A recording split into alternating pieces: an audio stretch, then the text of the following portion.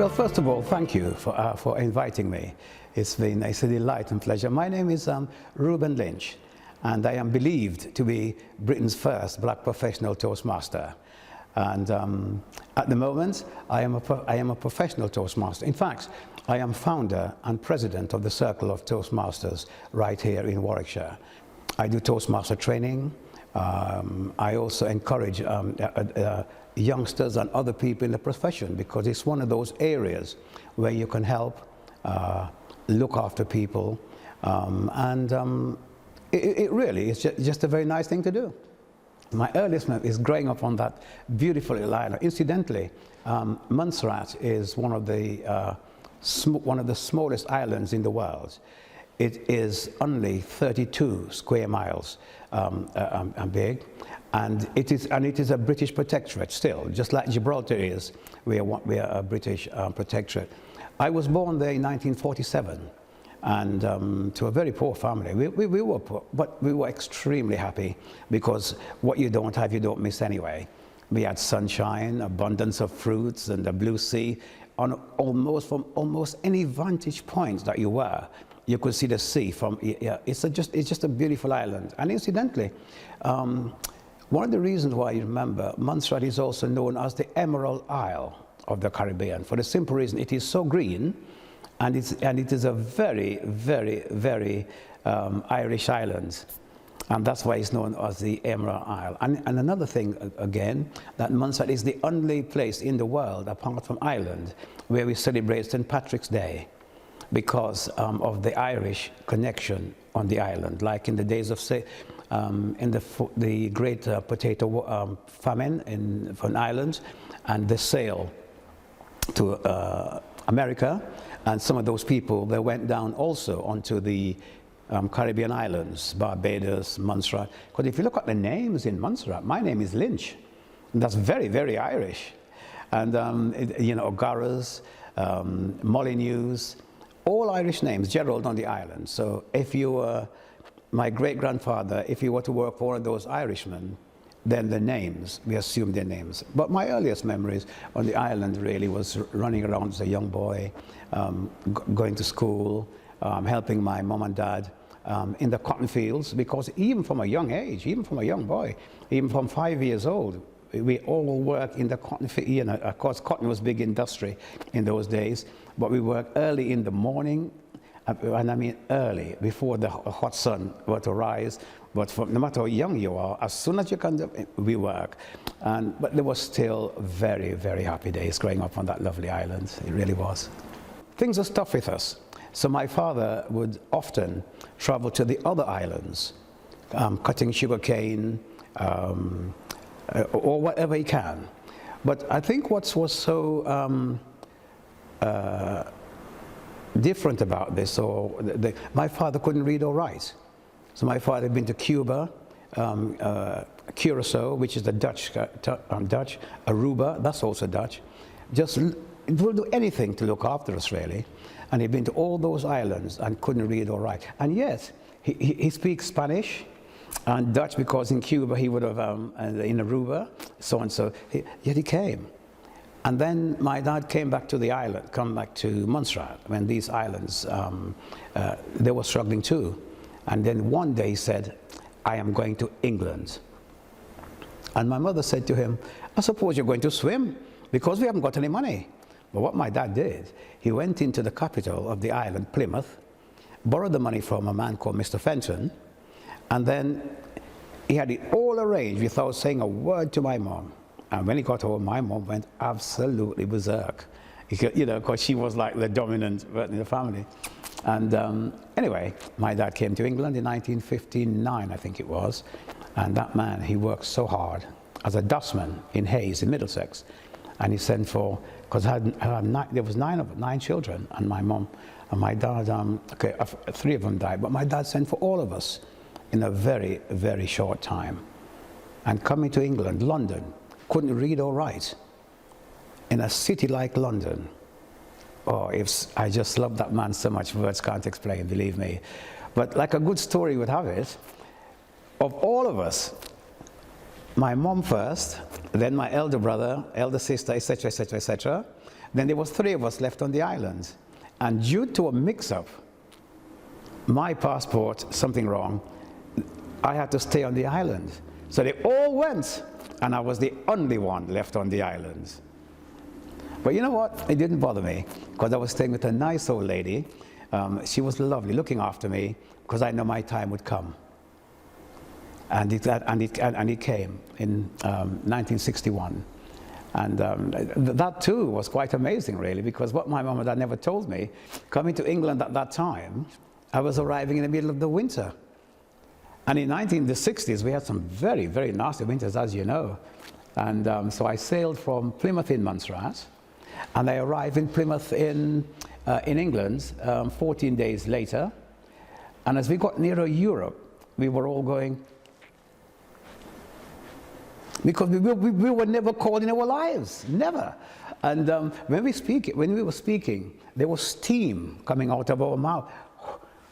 So a lot of the older people thought they were dying. They said, what's going on? They really did. And some of them was getting down on their knees praying and asked God not to kill. It was amazing. And then the captain tried to explain to us that you're getting near Europe, the temperature of your body, and when this happens, see, well, and all sort. But they weren't having it. They still think there was something spooky. And when we landed in Plymouth, I was wearing short khaki trousers, sandals with no socks, and a short, as if I was still, because my mother didn't, it was amazing. And when I walked from the boat into the customs building, I turned blue.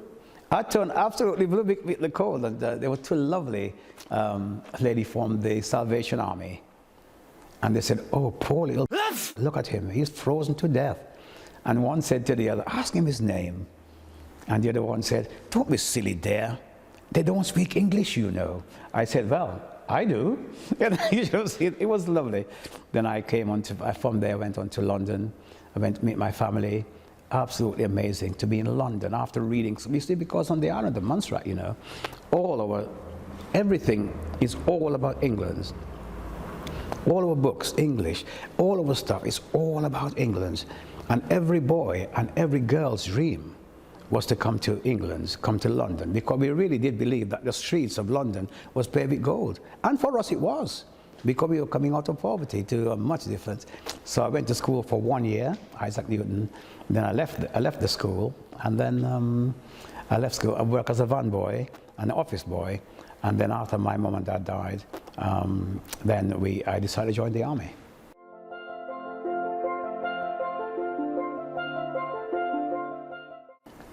Because you see, I used to be in the Army Cadets as a youngster, and I just loved the life of running around with rifles and assault courses and various things like that. And then I thought, well, maybe I could give the army a go. And I was absolutely amazed how I took to it, because it was like having a family. So I did my basic training, which it was hard, but because I was in the Army Cadets, it was also fun. And when you're 21 years old, you just think, oh, look, it's lovely. And then I did my basic training. Then I got posted from there to a place called Long Marston. You probably know of it. Right here in Stratford-upon-Avon. And I was there and then from there, I got sent to Northern Ireland, and I was there just as the Troubles was starting. The IRA wasn't involved then. It was just like the Catholics and Protestants, night after night, fighting. And we were caught in the middle, Again, for a young soldier, it was good fun. Then I came back to Long Marston, and I got posted to the Persian Gulf in about 1971, because the Bahraini government said that all British troops must leave their soil. So we were sent out there to assist the military in getting all the British families, and then that was fun. So I served in Northern Ireland, Bahrain, Sharjah, Silala, Mizera, Gibraltar, Belize, Germany, and the army even let me take 30 soldiers to the Caribbean island of Montserrat. That was absolutely awesome. It really was. When I went back to the island, people said, "Can you believe this? This little boy was here. Oh, they just look at it. now look at him, he's with the army, and you know, and the joy about all that. I was in one separate corps from the other boys I was with. They were in the Royal Signals, very clever boys, the Royal Signals, because they deal with NATO and sending signals to satellites, and I was like a foot soldier, but because I was from the island of Montserrat, that's why I was able to take them. The police and the defense force on the island was having problems with their communications, and they were waiting for people to come from Guyana to do it. I said, we can do that. They said, what, you can't do this? I said, of course we can. I didn't have a clue, but all the other boys did. And we fixed all the equipment, and they really thought the sun shines out of our, well, never mind. But it was absolutely amazing.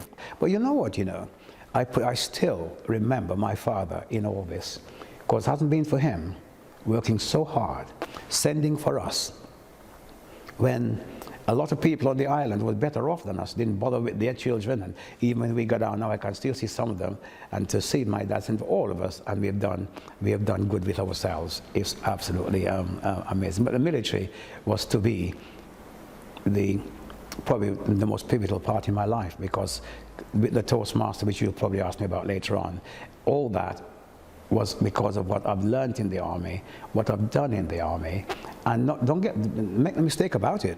For a young black boy in the army, people used to say to me, oh, would you get bullied and what you did? And I said, my dear friend, if you've got the personality and the thing, you can ride over everything. And that's exactly what I did.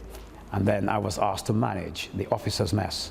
But before I went into the officers' mess, I had to go to Aldershot, to the Royal School of Catering, to learn the manners, the royal protocol, the civic protocol, manners, etiquette, wines, foods. I get out of it what I'm doing now, quite honestly, because with me going there, and believe it or not, I fought against going there actually, because they said to me that you were going to manage the officers' mess, and I thought, oh, sure, that's out of my league. Officers, generals, brigadiers, and, we see them as them and us, if you see what I mean. And we took out there, and I didn't really want to go. In fact, one of the things I normally talk about is how, I don't know if it's luck, or how sometimes being at the right place at the right time, or sometimes when things seem they're going to be disaster, which I could tell you later on, they can turn out to be a blessing. Because I was actually on the plane to fly out to the Falklands War. I was confined to barracks on the night to fly out the next morning, when I was taken off to go to Aldershot to qualify to manage the officers' mess. I would prefer to have gone there than to go into the officers. I was so scared of going to the officers' mess. But as it turned out, I was told, you're going. And I said, yes, sir, and I did. And I fought against it, but in the army, you do as you're told. So I went, and this is absolutely true. I went to the Royal School of Catering, and the first thing I thought of was, Reuben, your father, just think how he saw what he'd done for you. Think what this could be very useful to you, and so on, and I did. Do you know, I scored the highest mark, and that still stands today at the School of Catering down there, because I learned about the, and that's what we were doing. Wines, something that I would never have been interested in. Wine tasting, to make the wines, making cocktails. Because if you're going to manage the officers' mess, you've got to have a certain kind of expertise that when the caliber of guests come in, that you can afford the etiquettes on the protocol level. And then you've got to learn the royal protocol, which, again, when Princess Anne visited us as the Colonel-in-Chief, I had to go down to the Colonel's wife house to help her with the fancy napkin folds and the placing of the glasses. And it all didn't go according to plan, really, because what happened when I actually went over to manage the mess, I was to go in the officers' mess. But when I got there, this was in Germany, so I got posted from England to Germany to manage the officers' mess. But when I got there, I was there for 3 days before going in the mess. And I thought, something is not right. So I went and I asked my major, my OC, my officer commanding, sir, I've been sent here to manage the officers' mess. I am now here for nearly 3 days, but no one seems to know where I should be working. Is there a problem? And he looked at me and he went, all right, he said, Sergeant Lynch, I'll be up front with you. Yes, you should be working up there. But I didn't know if I really wanted to hear what he's going to say next. So I just said, is there a problem, sir? He said, well, look, I tell you what, we have the other sergeant up here still, so we're going to put you in the sergeant's mess for a while. And then, if you do a good job down there, we put you in the officer's mess. But I said, but sir, I am here to do the officer's mess. And I didn't argue. Somebody said, don't argue. I went in the sergeant's mess. And do you know, that was probably the best thing that I could have done. If I went in the officer's mess, I was hot out of the factory, if you like, so I was going straight there with no experience. So although I was qualified, but staying in the sergeant's mess gave me time to, because the sergeant's mess it's a notch down, but still, we had to do all the formal dinners, the etiquettes and protocols, and it gave me a chance to perfect my skills in learning of extra wines, ordering of wines, because managing the officer's mess, really, you were like a general manager of a 10-star hotel, quite honestly. But managing the sergeant's mess, you were like manager of a 4-star, if you like. But then, so from there, there's only one way you can go. So I started learning. But there was more to it than that. Because one of the boys that was up at the officer's mess, and also I said, his name was David, he said, David, because they used to come down, when I did the tables for the sergeant's mess, banquets and things, he said, goodness me, this is better than the officer's mess. But I know what I was doing, because I was working to a cunning plan, quite honestly. And they were, But I said, and he said to me, I'm going to be honest with you, said Sergeant Lynch. The woman, the German lady up here, don't want you in the officer's mess. I said, what? But you know what? That only spurred me on even more. So what I did, I was doing all I can to, there was a better service in the sergeant's mess than there were in the officer's mess. I shook. And one day, and this is absolutely true, we had a new colonel. And when you have a new colonel in any regiment, he must be dining in every regiment, so that to him to take command. So starting from every level, he will do everything. And then it was the sergeant's mess turn for him to come. And I pull out all the stops to impress his wife. Because really, you know, the way to a man's heart is to his wife, like weddings even now. When I do weddings, that's not the guy. If the mother of the bride don't like you, you're not getting that wedding anyway. And so so I knew what I was doing.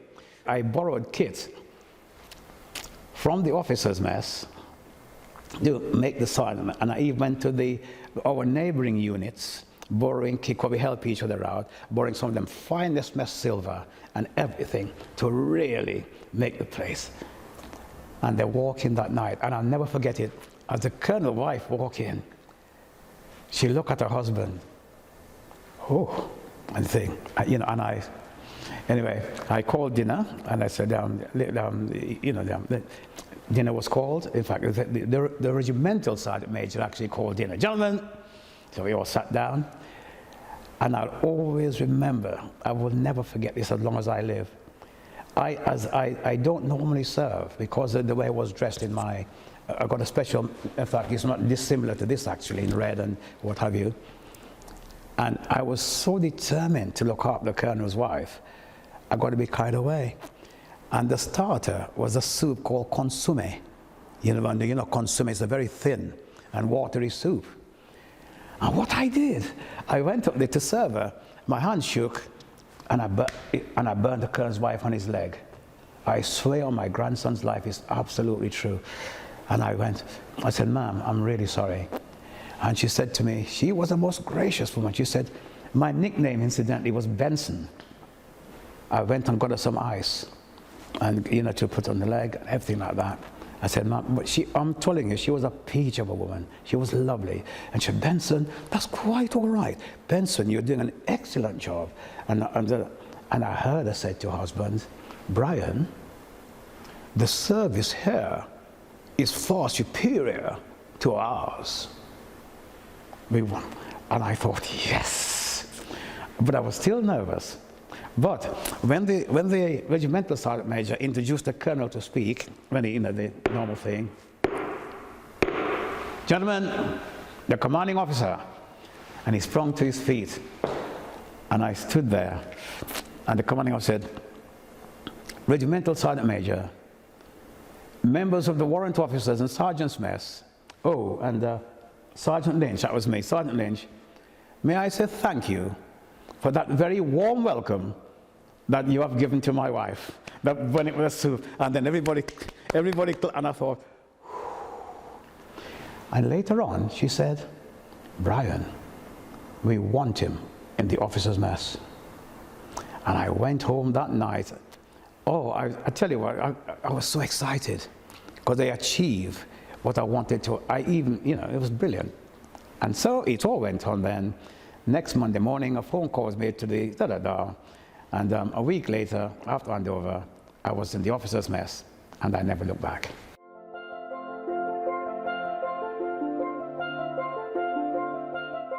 I thought, what am I going to do? Because most people, they come out of the army, and they either do lorry driving, security, all this kind of thing. But I thought, no, that's not me. And so after much deliberate with my wife and chats, I decided that I would leave. So the army sent me back to Longmarston, Stratford-upon-Avon, because we live in Bidford-on-Avon, Stratford-upon-Avon. My wife is a local girl from there anyway. And I thought, oh my God, what am I going to do? And then I saw a job appear, conference and banqueting manager at the Chesford Grange Hotel. And I thought, I'll never get it. But I applied. And I applied, and they said, oh yeah, I think 15 of you have applied for that job. So what I did, I wrote to Major General Peter Davis, who was the General Officer commanding Wales, because I used to look after him in Germany. And after the royal visit that we had, he said to me, Sergeant Lynch, when you leave the army, whenever you leave, anything, if ever we can help in any way, or leaving, because he said, I got all the accolade for that successful royal visit, but it was really you. For the rank has got its privileges, and if I can help you. And what he did, I went over my immediate superior's head to write to him, so I can get the job. And he wrote back, but what he did, he couldn't write back to me directly. He had to send it to my officer. And he said, Sergeant Lynch has given 22.5 years on blemished service to the British Army. He must be given every chance to look after himself and his family for the future. To that end, put him on indefinite leave. I still have 3 months left in the army. And he wrote to the general manager of the Chesford Grange, and he said, this man has looked after one of my mess. He's a salt of the, I still have all the letters, he's a salt of the earth. You just couldn't do better. And of course, I got the job. And at Christmas time, I used to need 90 to 100 staff. Well, don't forget, the ballroom, I don't know if you've been there lately, they changed it, but the ballroom those days can take nearly 1,000 people. And we had 5 suites, and I didn't have a deputy. It was hard work. But for me, it was easy, because when I was in the army, I was managing the officers' mess, all departments. When I went to Chesford Grange, I was only managing the banqueting department. So they think it was difficult for me. But what I didn't realize, by God, it was easy. But I didn't show them that. I just carried on and did my job. And I really loved it. To tell you what, I loved it, the challenge. Getting the staff. And when everybody else couldn't get staff, because what I did, I was treating the boys in the banqueting like I did like my boys in the army. Because in the army, pay you to look after your men. And I did the same in the officers. So the banqueting boys, because in any hotel they think, oh, the banqueting boys, or they just, but I looked after them. And sometimes I used to send them home early, because they were younger than me, they had young girlfriends, and so say, if you make them happy, if you keep them happy, they'll make me happy. they keep the ears to the ground for me, and they'll tell me, Reuben, you better watch your back. I think they're after you. And they were really good. And I used to phone their girlfriends and say, look, so-and-so, look, I'm really up against it tonight. Gary's going to work a bit later. Do you mind? And then at some time I send a little box of chocolate or some flowers. And then I used to do a thing called training. I used to bring even the grandmothers, bring their grandmother and family. They said, oh, you're going to meet this guy, he's amazing. He gave us I was given the training, the silver service training they wouldn't have got. And then I built up a thing with, the catering school in Coventry. I forgot the name of it anyway. So they used to send me all their students for me to help train them. So when I want them at Christmas, I had them. And it made my life so. And what I do, I used to get a box when the chef wasn't watching. As young students, they used to live in a little house together. I put milk, bread, butter. I said, quick, put it in your car before. So I used to look after them. You have to develop a way, like in the army, to get that men to work for you and develop and look after. And they used to send them home. And the boys, on their birthdays in banqueting, I used to buy a cake down at Tesco. I would get some champagne and say, all of you in my office, now. And I say it as if I'm angry. He said, well, what were we doing? And they said, happy birthday. And I look after them.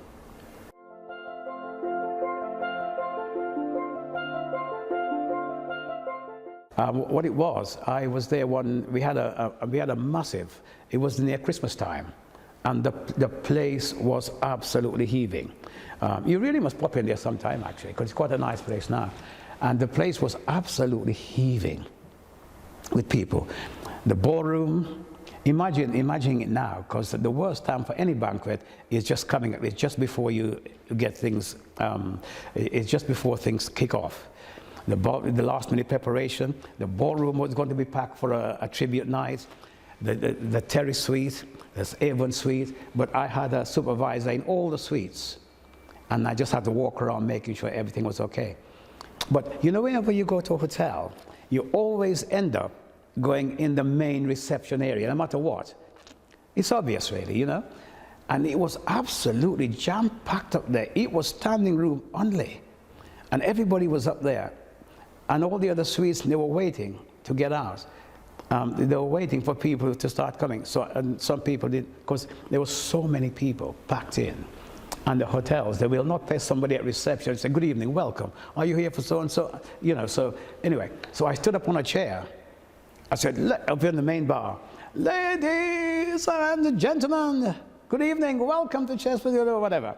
Why are you all up here paying those horrible prices at the bar, while if you're here for the Jaguar function, it's in suite so-and-so and it's free? And now you only got to tell somebody something is free. So I said, if you want some of it, come with me now. If you're with the folks on there, bang. And of course, and I said, this toastmaster was there, a lovely, lovely, lovely man, George Moore. And he said, young man, I listened to you. I heard you're ex-military as well. And the way in which you'll make the perfect toastmaster. I said, what? What's one of them? And when he explained to me, I said, no, that's for an Englishman, not for me. They're not interested. Because there was no other black toastmaster at the time. And I said, no way, forget it. And then I started seeing a few toastmasters come. They were having a couple here from Warwickshire as well. And they listened to what they say and how they say things. I thought, no, that sounds really nice. I like that. But I still wasn't going to go for it. But it was when there was a little sign of the hotel changing. I thought, you know, you really ought to think. And I rang George Moore again. I said, George, tell me, are you still interested? And I said, by the way, how much money can you get as a toastmaster? I said, how much? I said, all right. And so he started, but he trained me in a most, not the conventional way, say going to a Toastmaster school or anything. He actually trained me on the job. Because he said, someone like you, who come from a professional, like the army, you're easy to train. And you're already doing that kind of thing. All you need to know is to understand the proper etiquettes and protocols of certain things. Is to fine-tune your language. And he took me under his wing. I followed him. He took me to different places.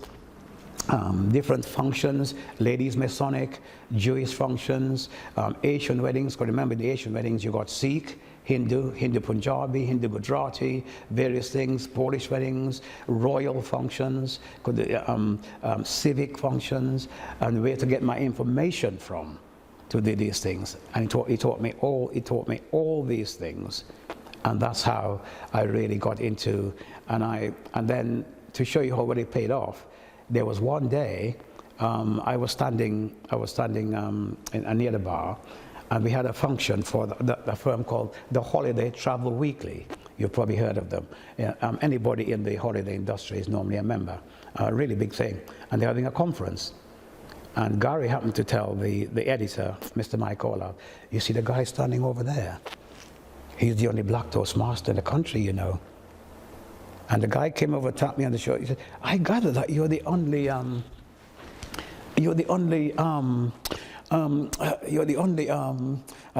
because some people seem to, they don't understand the word black. I don't know why. He said, I heard you're the only, the gentleman with your complexion. And I thought that was very nice. I loved it, because I even use it now sometimes. He said, I thought, I'm in the country. I said, yes, believed to be. I said, yes, I'm from. He said, oh, he said, that's good to know. I said, may I ask why? He said, well, we're having our annual awards at the Grosvenor House in London, in Park Lane, in the presence of His Royal Highness the Prince Edward and two of the Crown Princes from, and we would be honored if you. I said, I nearly wet myself at the time, because I have never done, I was only in my infancy. And I thought, oh my God, this is, but then I thought, come on, Reuben, in the army, no matter what task you were given, you couldn't say no. You want to say yes and find a way of doing it. But do you know, that night, again, when something appeared that it was going to be a disaster for me, turned out to be a blessing.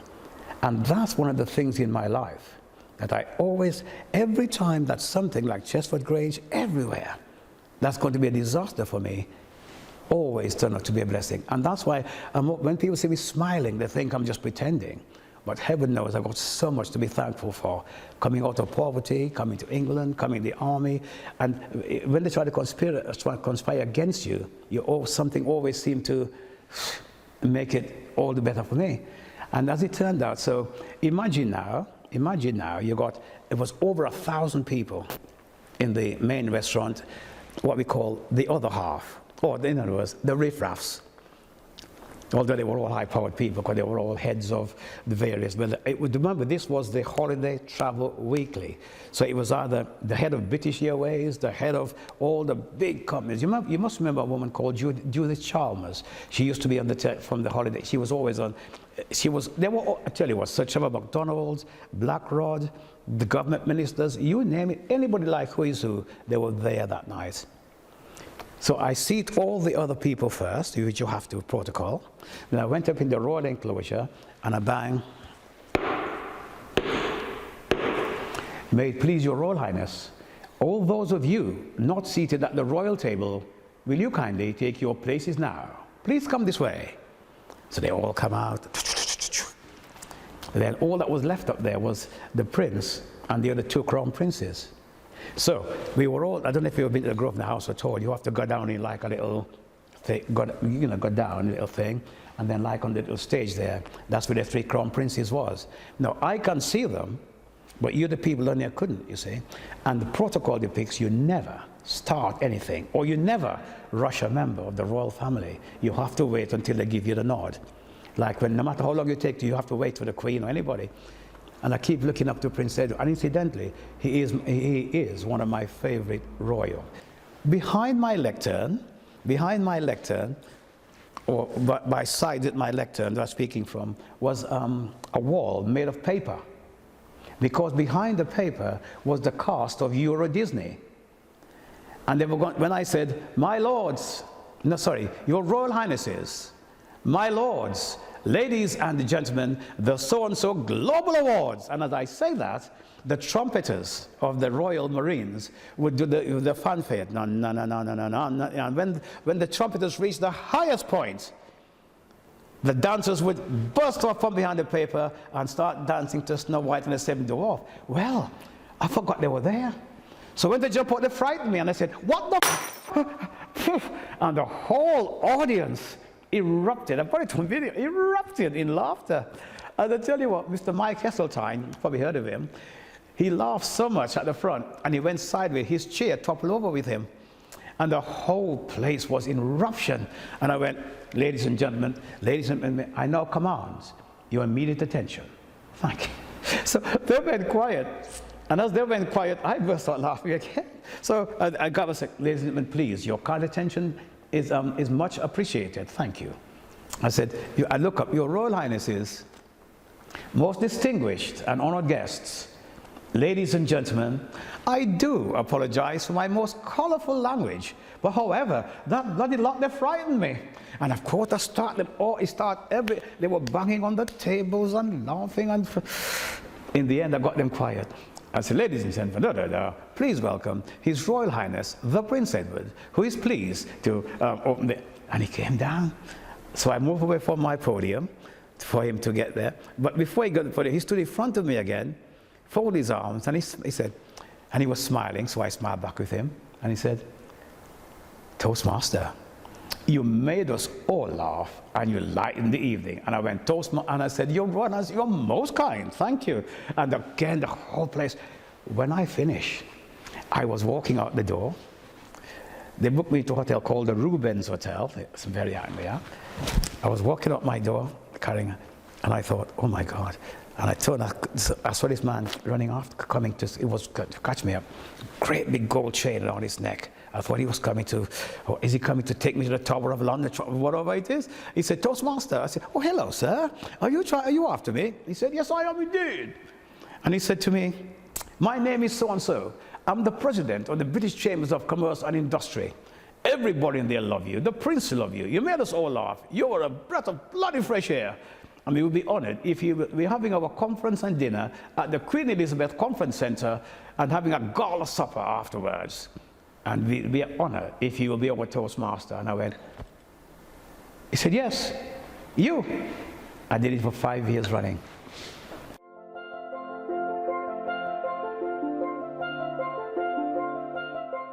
I was a member of the Northern Guild of Toastmasters. But up there were a bunch of old boys who, no matter what you say, you couldn't change anything. Oh, well, we did it like this for many years, so they will not change anything. And then I was also in the College of Toastmasters in Birmingham. And mind you, that was slightly different, because he was a lovely little man, Scotty. And I think he spotted that, all right, he spotted that I was very good. And he knew that I had a lot, with the hotel, I had a lot of connections as well. But he was such a lovely little man, I was willing to help him. And I used to attend the lunches. Remember, I live in Bidford-on-Avon. The Northern Guild, I had to go to Blackpool, over 4 hours drive. And at the time, me and Patsy was struggling financially. But I went, because like everything in life, you get what you put in. And I used to go, we attend them, we did this, they treat me how they wanted, but sitting and talking to some of the older guys, that was good. I learned a lot from them. And one of the things I would always remember, I did a dinner in Stratford-upon-Avon for the, I think they were for the accountants' annual dinner. And there was one man there, Mr. Peter Knight, and he has got 10 letters after his name. We did obviously 10 things. But when you introduce him, you've got to use all of them. And I thought, oh my God. And I just happened to sit at the table with this chap. I said, oh, got a dinner for John, for so-and-so the other night. He said, by the way, be careful, Reuben, because one of his titles, one of the things is Fellow of the Royal Institution of Chartered Surveyors. What I did, I'm glad I told him, because it was changed from the Royal Institute to the Royal Institution, you see. If I didn't tell him that, I wouldn't have known. I would have said institute.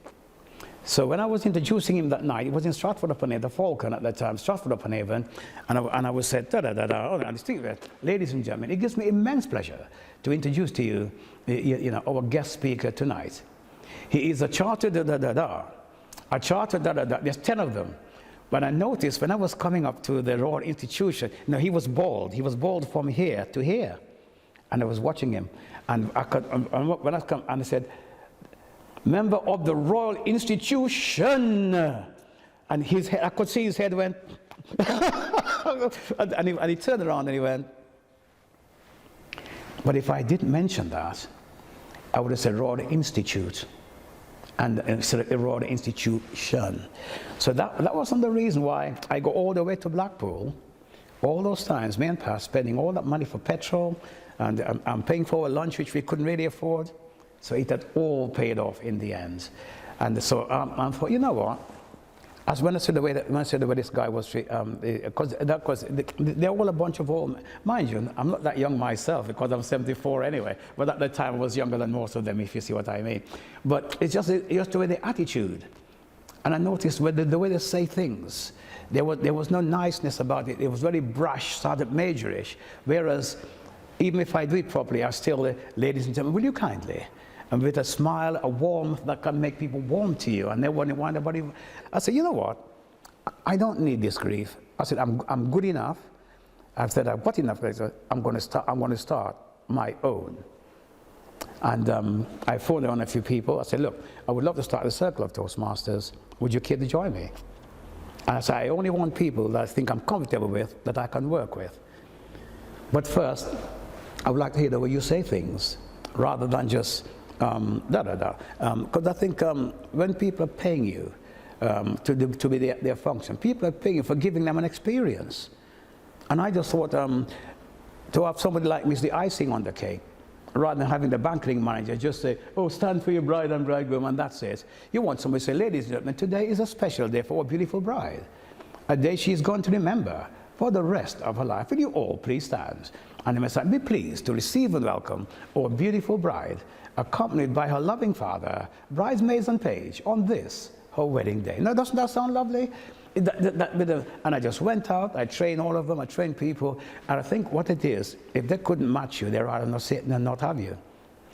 But what I said to people that I trained, whatever you do in your job, always do it with excellence.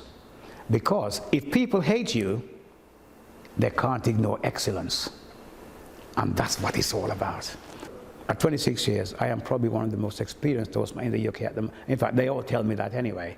Or a lot of them, they join me because they try London everywhere. They said, there's nobody with your knowledge, or nobody. And you're always there. They could ring me any time of the day if they got a problem. For instance, one of them was doing a wedding over in Northfield somewhere.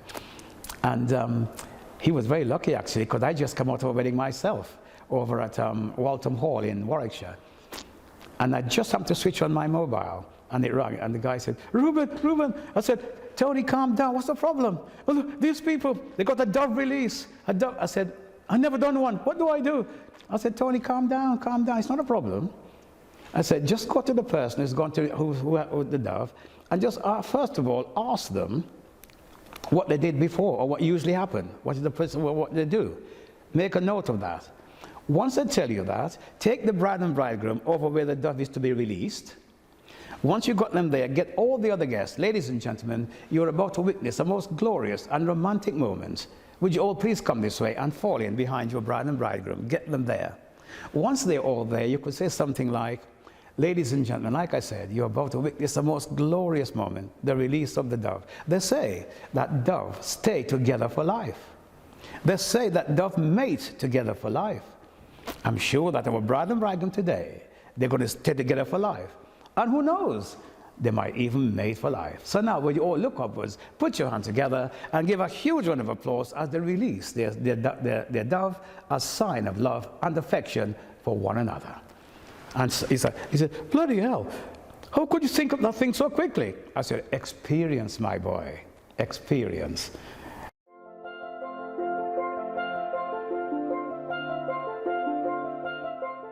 I like Warwickshire because, like I said, that's where I met my wife. My children grew up here. My father-in-law, and then after my mom and dad died as well, my wife's parents they were like a second parent to me. They absolutely took me to their hearts. And for a young black lad moving into a village where they'd never seen a black man before, because they didn't, I never forget I didn't want to go. My wife tried to get me home all the time, but I keep putting it off. I keep putting it off. I didn't tell her why. And then there was one night, she said, oh, my mom and dad, they got to Scotland. I said, oh, I'll come home then. And I did. But when I got home, they were there. She didn't trick me. What actually happened, the caravan, he had a puncture. So they had to wait till the next morning. And as I walk in the house, the dad looked at, I noticed Pat Mom smiled. And she said, well, I always have a hunch you're a black man anyway. And Pat Dad said, well, as long as you're both happy, he said, I couldn't give a toss about anybody. And I tell you what, he was such a lovely, lovely man to me. And I walked down the village that morning. We're talking about, must be nearly 50 years ago now, actually. And there was a man putting some meat in, a butcher, putting some meat. He was putting some meat in the window. I stood outside looking in, and he went like this. And I went. But you know what? Everywhere that I've been in Warwickshire, I've been made so welcome in my village. And I tell you what, even in the army, managing the officers' mess, people said to me, you get prejudiced. But you know what, I've always said, being like this is my best asset. I wouldn't want to leave here, not now. No, I wouldn't want to leave. Besides, as I get older now, I'm cutting down on my traveling as well. I don't need a traveler. I think if there's one thing that COVID has proved, is that spending more time with your family is important. And I think when it comes that money isn't the end all and be all of everything that you do. And I think it gives me a good time to reflect on certain things, spending more time with my family and enjoy life that bit extra. I mean, for instance, my daughter came over from France just over 2 months ago now, and brought my grandson. I said, why don't you go and see your friends in Birmingham? Stay up there if you like, it's not a problem. And the little boy, my grandson, is 8. So me and my wife, we took him to Warwick Castle, which we enjoyed. We took him to the West Midlands Safari Park, and we have him all to ourselves. Oh, it was so lovely. Mind you, we were absolutely knackered once they went back. But to have that joy, to have them with us. For me to put my uniform on to, say, go out in an evening, I think, oh God, do I really want to? But there's a few big events in London. I did one last month, the international 100 power events at the Savoy. But one of the biggest thing here in Warwickshire, actually, you must have heard of her, Louise Bennett. She's the chief executive of the Commonwealth Warwickshire Chamber. She's now the High Sheriff of the West Midlands. And I had an email asked me, Reuben, can you do me the honor of being to be the toastmaster at my swearing-in ceremony? That was, and this was in the height of the pandemic.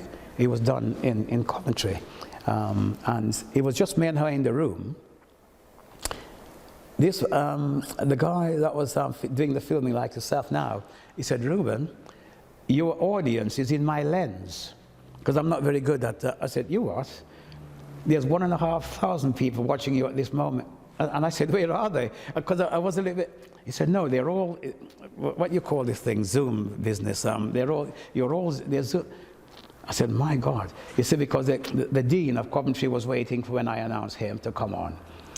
The head of the judge, the Birmingham Assizes, the chief judge, the Lord Lieutenants, they're going, and the chairman of the City of Culture, and all this, they were all because I look at my brief, it was very strange. And he said to me, Reuben, look straight in my camera when you're speaking, and under the camera is a little monitor. Whenever your face is on the monitor, you are speaking. As soon as you announce the person, you usually disappear, and the person you just need, so that was helping me a little bit. But when I found out that the office of High Sheriff is the oldest secular in the country apart from the Crown. And when I heard, when the Lord Lieutenant came on and explained, then the guy from the judge came on, and when I said that, and now it's my pleasure to go over to Coventry Cathedral to, you know, the very reverend, the dean, the very reverend, the right, so and so. You know, I noticed, you might notice I said the very reverend, because if he's a bishop, he's the right reverend. If he's a dean, he's the very reverend, and learning all the protocols and having, I think that's why they brought me in actually, because normally they would have a big elaborate do, but because we weren't allowed any parties, I think having me in the red jacket, I brought that extra bit of something to what could have been a mundane or an ordinary thing. And that was absolute, and this was in the height of the thing to come home, and it was a lovely summer's day driving into Coventry and driving home. The sheer joy, it was so lovely, and I was still living on a high that she chose me to come and do that for her. It was absolutely amazing.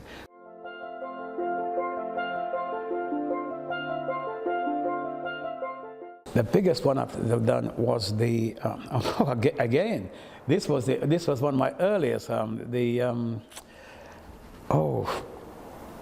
It was at the NEC in Birmingham, the Indoor Archery Championships. I nearly died a death on that one.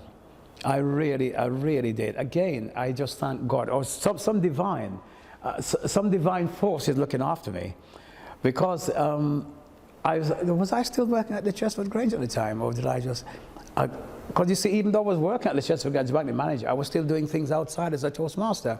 I was really in my infancy then, and I think the lady who booked me there, she had a conference there, and I did something for her.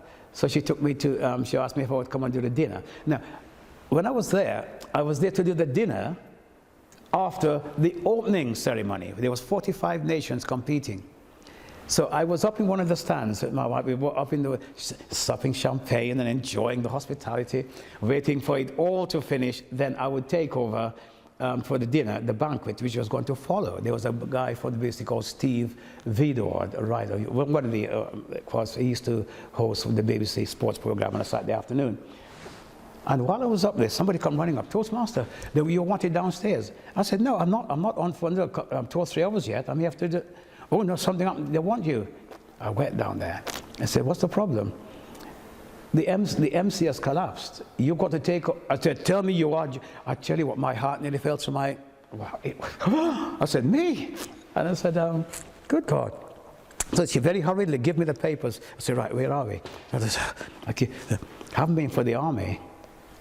In me, there's no way I would have done it. So I took it over and looked at the.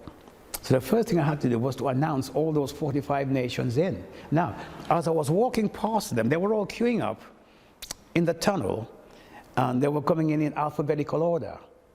Australia was, and I was walking past them. I was visibly shaking, and they would say, hello, where's your horse? Where's your whip? They thought it was a horseman, and they were saying things to me.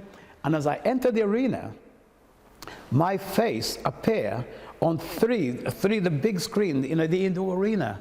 And of course, you must never ever smile near a camera, because as soon as you must never ever frown. That's what I meant to say. As soon as you frown, that's the camera always. You got to always be smile. I don't know if you look on television, they always got to smile. As soon as you frown once, for some reason, the cameras just seem to catch you for that shot. You know, so I had to be there. I was walking as soon as I entered the arena, everybody start clapping. Please welcome your. I tell you what, I was so, how I didn't collapse, shaking, walked into the arena. Considering because I never do anything unless I do a practice or a study. And you may remember me saying to your students, always do your homework, always do your groundwork, because that gives you knowledge.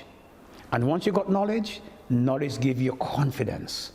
And once you got knowledge and confidence, the world is your oyster. Because people can feel it, people can see, and that kind of thing. And I tell you what, I went in there and I was like, oh my God. Anyway, and up in the stands was the Lord Mayor of Birmingham, the High Sheriff, you name it. Everybody like in that thing was there. And so I look at the thing, because I didn't have time to do my protocols quickly, but I do know I was working really from sheer experience really. My Lord Mayor, because obviously with him being the Okay, because the mayor or Lord Mayor of any town or city is the #1 citizen of that particular thing. But if there was a chairman, say for instance, it was your function. Even though you have the Lord Mayor or even royalty, it's your function.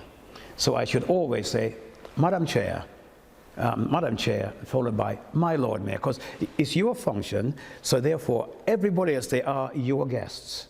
So Madam Chairman, you know, my Lord Mayor, Lady Mayoress, High Sheriff, distinguished other guests, ladies and gentlemen, that kind of thing, yeah? The only time it would have been different if royalty was there, I would have to say, may it please your Majesty, if it was the Queen, or may I please your Royal Highness, if it was anybody else, Mr. Chairman. You see the subtle difference. But what really got me that night, there was a bit there, because I was literally reading it as I go along. In front of nearly 5,000 people. That's a lot of people. I could have done myself such damage. And I was crazy, because I think my wife said I lost half a stone that night in sheer thing. But there was one particular bit when that's going to be said in French. Well, I don't speak French. And there was 3 men standing by the flag. And when I say a certain thing, they were going to raise the 3 flags. That was the Union Jack, the flag for the Indio Arty Champ, and the French, look, whatever it was anyway. So I said, he said, say nothing. The flag will be raised automatically. Well, I got there and I stopped. And guess what? Nothing happened. And the guy was said, and I said, and when you're like that, you've got to be able to ad-lib. It's like something like, say I'm in a room and all the light go out or something happened. Everybody look at me because it's my fault. I've got to say something. Or, you know, it's like, I'm jumping a little bit now. I was doing a wedding one day, or a bridal fair one day, and as the scene was coming out, one of the girls stood on the girl's frock and pulled it down. So of course the whole thing had to stop, and they got all the people there, so straight away I had to cut in and I said, ladies and gentlemen, fear not. Yes, there's a slight mishap, but don't worry, things will be fixed in just a few moments. But while we're waiting for that, can I just advise you, please visit all the exhibitors here today. They come and see you, and if you were to book today, you'll get a massive 10% off the holiday for next year. And I keep looking at the side of my eye, for God's sake, hurry up, I'm running out of things to say, you know. And I say, I think we're back on track. But before that, can I just say to all of you, you see now the real worth of a good professional toastmaster, because we are always there for those little awkward pauses or the awkward moments. We fill the gap and we keep things flowing when all around you is. And with that said, please welcome back. And they go, hey! And because sometimes I don't know what the hell I'm saying. But you know what they say, if you're talking nonsense, if it sounds good, the chances are it is good. So sometimes you really got to, so getting back to, I forgot what you asked me now, keep jumping, I'm so sorry. What happened to the flags? Oh yes, the flags, yes. And it was I'll tell you why I laugh. That happened to me full flight in London one day. I was there with a girl called Michaela Strachan. And we were doing a thing in horse cards, and we were saying something, and I completely forgot what I was saying. I said, ladies and gentlemen, I won't kid you, I completely forgot what I was going to tell you. Can you remind me? And they all shout out. And it's how to, if you get in there, it's how to get out of it again. Anyway, I keep looking, I thought, luckily enough, I spot underneath, the 3 guys who was there, they were the guys who won the bronze medal for the UK in the previous year. So I said, ladies and gentlemen, I'm delighted to tell you that those 3 fine, handsome gentlemen standing over there by the flags, they were the gentlemen who brought back the bronze medal to the United Kingdom as they stood proudly by the flags. And as soon as I said that, the flags, I tell you what, honestly, if that didn't happen, I don't know what I would have done, because I couldn't have continued. So again, there's always some divine force, you know. It is so, you know, these things. It really, that's why I've got so much to laugh and smile for.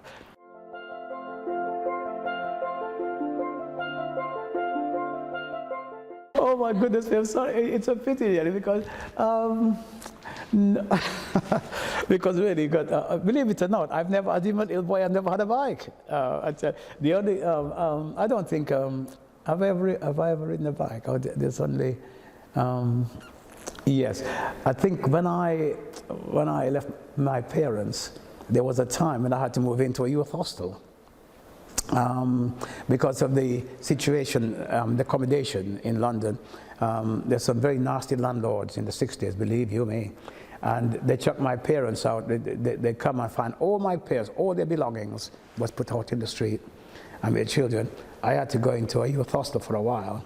Mind you, I enjoyed it there so much that I actually stayed in there for 3 years. Again, that was what was in the disaster.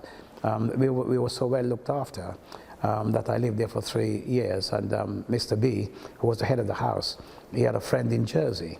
So they used to exchange boys every year. 3 of us go there and 3 of them come here. And this is the first time I've ever flown. In those days it's called BOAC, British Overseas Airways, which now be British Airways. I could tell you how long ago that was. And so I felt guilty for my family. I moved in there because of so-and-so, and it turned out that's where I was also, and then we had table tennis tables, games, we had every amenity. So there was me, and yet the rest of my family was having, problem. Anyway, I used to went from Isleworth to London, to Shepherd's Bush to do my job, and I used to ride a bike. And then there was one day I tried to beat the lights, and the bike completely, as I braked so hard, I actually went straight over the bike and I completely knocked myself out.